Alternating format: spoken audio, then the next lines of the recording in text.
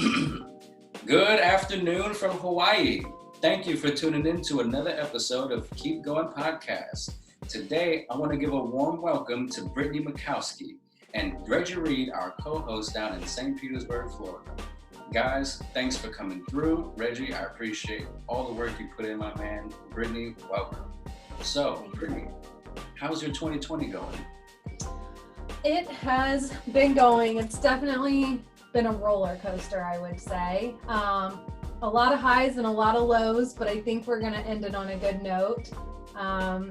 I've always said real estate is a roller coaster, but 2020 has been a roller coaster this year.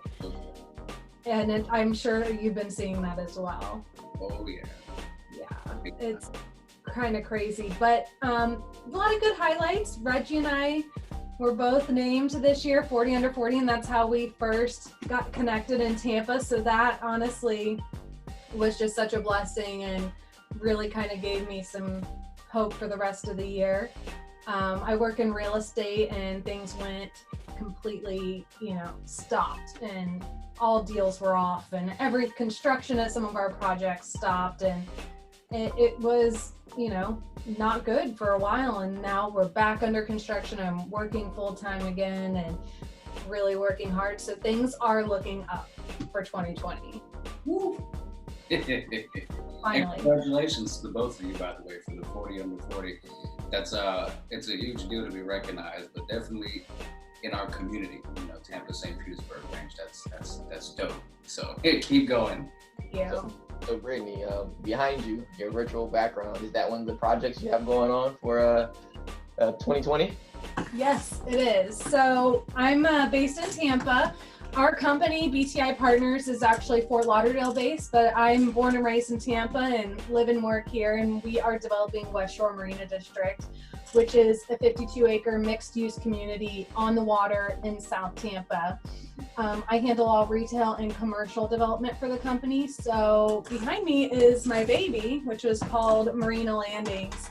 It's the town center at Westshore Marina District. So that is what is currently under construction, and I'm working hard to get it finished. And it looks beautiful. What is that, like a storefront? What is it? It is. So our town center, I worked really closely with our architect to design it. It's 5 buildings. I wanted it to feel like a town center and walking paths and patio seating, and which worked out great. This was planned before COVID, and I have a ton of patio seating, which now, I didn't know that was going to be needed. But there's 5 buildings, and this is just one of the buildings, but it's home to Crew Cellars, which is my favorite wine bar on earth. So if you haven't been, I highly recommend it. And Duckweed Urban Grocery here, which is a small grocery store with a liquor store. But basically, the rest of the buildings that you don't see on screen, just trying to provide the daily and weekly uses for all the surrounding residents, and put my heart and soul into this project, and it's finally coming to life.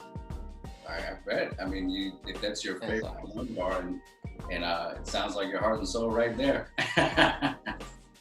That's cool. And then now the other place is called Urban Groceries. So and I'm building my office right above it. Woo! Duckweed Urban Grocery. Yeah. Sorry, the connection's bad right now. You broke up. But yes, that is Duckweed Urban Grocery. It's a urban market. So it's not meant to replace the Publix of the world, but it's definitely, every day, you can go grab a meal to go. If you forget something when you're cooking, and run downstairs and grab it. Right. And yes, I did conveniently locate my office above the wine bar. So is it going to be a thing for you to when you finish a hard day at work to go downstairs and grab a glass? Yeah, and lunch, whatever they need. Whatever gets the job done, right? Right, exactly. Yeah, that's awesome. So, just for our viewers, Brittany, obviously, real estate is a huge industry, residential and also commercial. So just kind of tell us how did you get started? Like how? It's a long story, but I've been in commercial real estate my entire career, about 10 years now. My family, which I've never worked for, but I just feel like it's in my blood, founded cash and carry grocery stores. And my mom worked in, for the family and worked with a lot of shopping centers. Growing up, I was just around it all the time. When I was in college, I started with a business marketing degree and then added the real estate degree later. And honestly, it was because my mom pushed me to take a real estate class as a business elective. And there's a funny story that it's the one and only class I had to drop because I partied too hard at a fraternity formal before the first test. And I was so mad at myself for having to drop the class that I retook it the next semester. And I ended up loving it. And it was like, that was what I was supposed to do. There was a reason why I was there. And so I graduated with a degree in real estate, which most people don't know you can get a degree in real estate, and worked my way from there. I knew I wanted to be a commercial broker. I worked in several different specialties after college. I worked on office properties, industrial, you name it on the commercial side, I've done it. But towards, a few years after I graduated, I started really narrowing it down to retail and land. So I've never actually sold any residential properties. I've learned a lot about it now that I'm on the development side, but I was a commercial broker for many years. And then 2.5 years ago, I switched to what we call the dark side, which is development. And I am learning so much with this company, and it really is from the ground up. They handed me land and they said, build something amazing. And, that's what I've had to do and figure it out as I go along. That's what you do from the looks of it. Yeah, I mean that's exciting, and to be honest, obviously you made the 40 under 40, so you're someone who is youthful, and to be where you are, now, that's amazing. That's an amazing feat. Thank you so much, Reggie. Mm-hmm. I have a question. So, what would you say your largest failure was, and what did you learn from it? Oh, that's a hard one. I would say there's just so many. I mean, you fail so much until you get it right. So, but I would say there's a general theme with me. I would say I'm ambitious to the point of starting too many projects at once.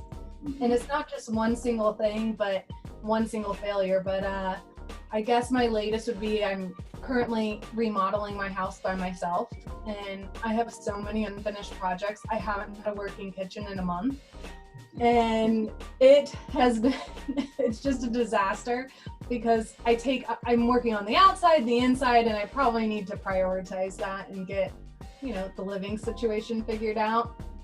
But I just get excited and want to start a new project, and I guess that's my biggest failure just in life, is that I probably take on a little too much and I need to focus a little bit. And luckily I have a great team that when that happens at work, they're like, Brittany, focus, get it done. And I do, but I definitely need people to, keep me in line sometimes. Yeah, I agree. I definitely get that same feeling. I do the same stuff sometimes. I gotta just take a step back and focus on what's in front of me. Exactly. Thank It's you. a struggle. Oh yeah. Reggie, what about you? Biggest failure. Maybe that's an entrepreneur's trait. I mean, sometimes I do the same. I bite off a little bit more than I can chew at times. But I think it's the drive to want to do more, because you understand that you can. Yeah. It keeps us going. So I would say that's definitely one of my. Sometimes I fail and fall on my face a little bit, but you always get an opportunity to get back up. So Yeah. say this thing. A lot of failures, but you have to fail to succeed. Yeah. You have to keep going, and you also have to be rejected a lot, I've noticed. And it hurts when you're younger, but now you get used to it, and eventually rejection turns into something greater. Right, absolutely. So Brittany, one thing that I know about you, I don't know if our viewers know, you are a former student athlete, right? Yes, yeah, just like you, Reggie. Yeah, tell us about that. Yeah, so I grew up competing horses across the country in the hunter jumper circuit, and I showed quarter horses, and I still have one of my horses, Matthew, who's the love of my life. But I did compete pretty much professionally for many years, and I retired in 2008, which feels like forever ago. But I did win the World Championships in 2005 and the National Championships in 2007. And it honestly feels like another lifetime, but it also, I think, had a huge role in where I am today in my career. It just gave me so many fundamental values, and it's where my competitive side started, but it really it taught me more lessons than anything else I've done in my life. And I'm sure you saw a lot of the same similarities. Absolutely, I would agree. Athletics, regardless of what sport you play, it's one of those things where those fundamental things that you learn, being on time, being punctual, hard work, ethic, sacrifice, all those things, that sticks with you. You take that with you into your professional career, and I wouldn't do it any other way. Exactly. I don't know if I could do it again, but I would never change the past. I would never change my path to where it went today. Bingo. You're absolutely right. Yeah, plus I don't really know a lot of people that are like, yeah, I won the championship horseback riding. That was my sport. Right. That was, yeah. When you tell me that's cool. Like that's very unique. But also at the same time, that's high level competition. So I definitely want our viewers to understand what that means. We talk about the World Championships as a professional. Mm-hmm. She's the best in the world when it comes to that. That doesn't come easy. That doesn't come from just rolling out of bed and just getting on the horse and say, hey, I'm going to win. That takes hard work, dedication, diet, working out religiously, having a team around, a supporting cast, a variety of things. So definitely kudos to you. Thank you so much. It's definitely, it's a hard feeling to describe. But I remember the moment I won like it was yesterday because it had such a huge impact. It was years of sacrifice and hard work, but that one moment made it all worth it, and it's something that I'll treasure forever. Right. I thought you were gonna say something else. Sorry. But yeah, that's awesome. I don't have any athletic achievements like that, and so when I meet people who do, it's always something to listen to, because, like Reggie was saying, that just takes a lot of work and dedication. I can appreciate. Exhausting. 100%. Yeah, I haven't even ridden a horse yet, so. Well, yeah, you gotta come to the barn with me when you're back in Florida. Yeah, I'll be back in February for my birthday, so that would be cool. Go horseback riding for my birthday with Matthew. Pretty cool. Cool. Yeah. What's up? So, a couple things. And Louis, I know it's a lot of folks and individuals that you admire as you are going through this thing called life. Same thing with me. It's people that, even when I was a teenager that I looked up to, that I still look up to, and individuals that I meet, as an adult, and I'm like, wow, that person is amazing. I want to follow their journey. So, Brittany, who are some individuals that are influential to you in what you do? So I would definitely say my number one is my former business partner. I worked for a company called Colliers International, a commercial brokerage, and Lisa McCaffrey was my business partner for many years, and it was the hardest decision to leave her to come to BTI. It was heartbreaking leaving her because she took me under her wing when I was just starting out, and she's like a second mother to me, and taught me everything she had learned in the industry. And she'd been in the industry, 30 years, at least 30 years by now.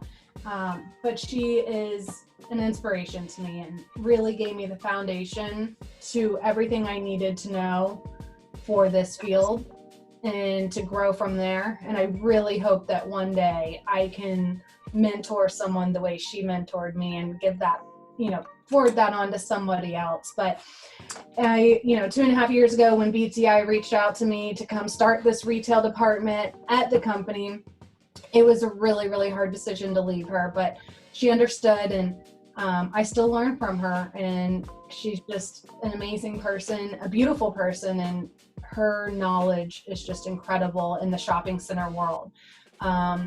And then I would also say, I knew I was meant to be at BTI because I'm learning so much from Noah Breakstone, who owns the company. He is the smartest person I've ever met in my life. And he is also he's a young CEO, and he built this company with his family, and it's just incredible the amount of knowledge he has. And, I'll bring him, just not even a problem, just an idea, and I'll bring several solutions, and he'll be like, that's great, those are good ideas, but let's do this. You brought me A, B, and C, let's look at Z. And I'm like, oh, I didn't think of that. So he opens my mind to all the different possibilities in real estate, and he's just so creative. I mean, he's the mastermind behind Westshore Marina District. He saw a vision where a former developer couldn't get it done, and a lot of people just kind of looked at this site, didn't know what to do with it, and I think it's turned out exactly the way it's meant to be. So I'm very lucky. I'm not naming famous people or anything like that, but I'm very lucky to have 2 mentors in this field, and that is more important, I think, than anything else. And that's what I always tell younger people in the industry is, it's not necessarily where you work, it's who you are working with. You need to find a mentor. Even, you don't have to be at the biggest company. You just need to be with someone who has the knowledge. And I was very lucky to find 2 people so far in my career. And I really hope I can pass it on one day. That's awesome. Like, that's how it works, though. I mean, that's kind of how it works. Especially when you're in a position of leadership and power, and have the the ability to open the doors for others. That alone is so significant to any industry at the end of the day, because it's our responsibility to keep it going. Because if you learn all those great things and you keep it to yourself, well, the next individuals in line will miss out on our Right. You know what I mean? We have to grow the next generation in our field. So otherwise, what are they going to do? So I'm very lucky that a lot of people spent a lot of time and effort on me, and yeah, we gotta pass it on. Definitely.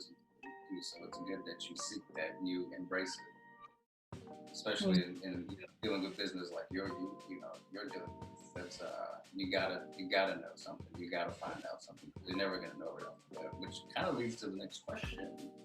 Yeah. So, what's something that you wish you would have known when you first started? Good question. The thing that comes right off my mind, it kind of goes back to being so ambitious. I would say, I wish I had known not to put a timeline on things.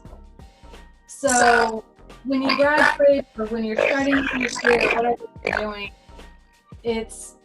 you want to get to a certain level by a certain time. And I think, the biggest thing you can tell people is, don't focus on a timeline. Focus on growing and learning yourself and learning your craft, and the path will reveal itself. You will find out where you're supposed to go, and it will happen. But if you told my younger self that, I'd be like, no, I've got a timeline. I've got to be a broker in this field in a year. I need to be, I had so many timelines in my head, and you got to throw all those out the door, because I never would have thought I'd be where I am today if you had asked me back then. So I would always say to people that I hate the question, like, where do you see yourself in 5 years? Because I hope I see myself in a even better spot than I could ever see myself in 5 years. And that's kind of like, don't set yourself to a specific path or timeline. It's my biggest thing and biggest lesson I think I've learned. That's good too. It's a lot of times I guess people might set themselves a timeline, but not set the steps on how they're going to get there. Right. And then, so they just have this imagination, this idea of where they would like to be 5 years from now. They have no process to trust. Right. And you just have to trust the process and learn as much as you can, really. Oh yeah, Reggie's big on that one. I've been to a few of his motivational speaking events, and it's one thing he likes to talk about and share with people. You just gotta trust the process. But you gotta make one. You can't just say, I'm gonna trust the process, and you're gonna have the process. And honestly, this is, I mean, I hope, especially for some of our listeners that are going through a transitional phase where they're trying to, accomplish some of their goals and dreams and aspirations. What Brittany said is very valuable. And the timeline thing, a lot of people, put these imaginary, timelines on themselves. In all reality, some things you have zero control over. You know what I mean? If you're waiting for a certain job, well, you can't control that. That's opportunities that presents themselves over time. So only thing you can worry about is being prepared when that time comes. So that means working on your craft each and every day, being the best version of you that you possibly can. So when the opportunity does arise, you'll be ready to, go after it, and you can be that selection for it. You know what I mean? So it's just really, staying grounded and trusting the process, like we've been all saying. That's great. Louis, when Reggie and I went to lunch a few weeks back, he was talking to me and I go, you would be a great motivational speaker. And he's like, well, funny you should say that because I am. And I'm like, oh, that's just perfect. I love hearing you speak, Reggie, because I understand these things and feel them, but you know how to put them in the perfect words. Yeah, he's really good at that. When I'm there and I see him at these events and I'm watching him in the crowd, these are kids we're talking about. So, half the time I'm not worried about going home and watching the game and playing video games, what they're gonna eat. But they're in awe. They're actually taking in what he's saying. So the way that he gets his message across, it's definitely worth it. It's gonna grab attention for sure. So it's funny you actually pointed that out during lunch, and it happened to be that's what he gets. I know. What you got to do. That's his duty. Yeah. It's his duty. Yeah, the power of networking. Like I said, this. That's really what it's all about. It's the only way that we can, get better and expand our opportunities. If we meet, folks that are not necessarily in your original circle, go outside your comfort zone and start meeting new folks. You know what I mean? And you never know what opportunities can come out of that. So, Brittany and I, have been blessed to be chosen to be, one of Tampa's, 40 under 40, which is obviously a blessing, but it also helps us, expand our network into different and, hopefully better opportunities for us. So, just be thankful. Oh, yeah, I'm thankful. Reggie, it's a pleasure to find, that we're even friends now, but also we can do business together in several different ways. So, you gain friendship and business. What's better than that? Absolutely. I can't think of anything. That's true. So, Brittany, where can our listeners connect with you? I know you're on social media, very active, which is a good thing. Content is king, right? So how can our viewers connect with you? So I kind of took quarantine as a time to focus on my social media. I've always wanted to do it for, all the real estate deals and push that side of my business, but I didn't really have the time. Well, quarantine gave me the time. So I've really been pushing my Instagram account, which is BTI Brit. And I post daily updates on our project in Tampa, but also our other projects. And then I would say I'm also working hard on my LinkedIn as well. So you can just search my name there. It's super long last name, but I'm sure the guys will post it. I'm the only one with my name. But yeah, so I've been doing Instagram and LinkedIn a lot, but BTI Brit. Yeah, I enjoyed the IGTV videos that you've been putting out. Thank you. Yeah. Show character, transparency, and that you're not all just serious in business. No, I would say I come in the morning, I'm in a business suit, my jacket's right down here, and then by the end of the day, I am on the construction site with a hard hat on and my boots, sweating with the guys, looking at the project. And when they see me, they're like, oh, here she is, coming to check on everything. But, that's how you have to make sure your project's doing well and doing what it's supposed to do. Just being on site daily helps so much. And it's fun. Being involved in your business is definitely key. And plus, it helps your workers and you have built a better relationship too, at least from what I see. Yeah, it's been great. Awesome. And so everybody, remember to check out her Instagram because it's dope. you have LinkedIn, go ahead and check her out on LinkedIn. And you can also listen to her here on WEKG podcast, because Brittany, we would love to have you back for more. And I would love to be back. I just love the message of this podcast. And when you guys first reached out, I was like, this is the inspiration that people need, because you do have to keep going, and it's not always easy. And I think that 2020 really taught me that, yeah, you have to keep going. And I think a lot of the halting, everything halted during COVID, but some of it was a blessing in disguise. And you just have to look at the positives and keep going. And it's one thing that I made sure that, and Reggie as well, is we found people who can share that exact message. So everyone who's been a part of the podcast so far has said the exact same thing. Although COVID was here, if you took advantage of life, it was a blessing in disguise. Yes.